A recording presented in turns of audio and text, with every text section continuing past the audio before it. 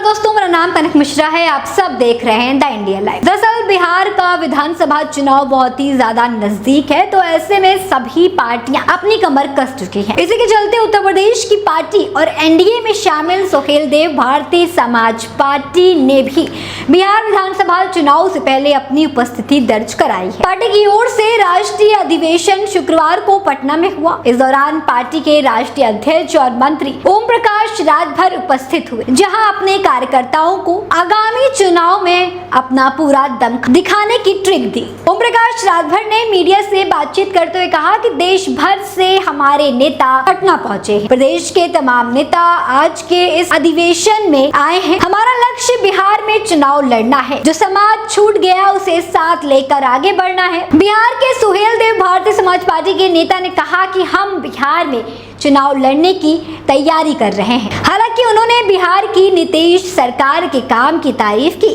और तेजस्वी यादव पर जोरदार हमला, लालू रबड़ी शासन पर जोर डालते हुए उन्होंने कहा कि तेजस्वी यादव को नहीं दिखता कि नीतीश कुमार ने कितना काम किया है। सड़कें अच्छी हो गई हैं, लोगों को रोजगार मिल रहा है। ओम प्रकाश राजभर से जब पूछा गया कि आप नीतीश की तारीफ कर रहे हैं, ऐसे में जगह बिहार में कैसे बनाएंगे, इस पर उन्होंने कहा कि हमने एनडीए के शीर्ष नेतृत्व तक अपनी बात रख दी है। 29 सीटों का लिस्ट हमने एनडीए के शीर्ष नेतृत्व को भेजा है। बिहार की कई ऐसी सीटें हैं जहां हमने काम किया है। ओम प्रकाश राजभर ने कहा कि बिहार में जब उत्तर प्रदेश से सटे रामगढ़ विधानसभा सीट और तरारी सीट पर जो उपचुनाव हुआ, उस दौरान भी हमारी तैयारी पूरी। एनडीए को ये पता चलेगा कि ओम प्रकाश राजभर डैमेज कर रहे हैं तो अमित शाह हमसे बातचीत किए और हम फिर पीछे हट। उपचुनाव के दौरान ही हमें आश्वासन मिला था कि 2025 विधानसभा चुनाव में आपकी हिस्सेदारी सुनिश्चित की जाएगी। अब जब चुनाव आया है तो हमने 29 सीटों का लिस्ट केंद्रीय नेतृत्व को भेजा है। ओम प्रकाश राजभर से जब पूछा गया कि क्या एनडीए में सीट नहीं मिलेगी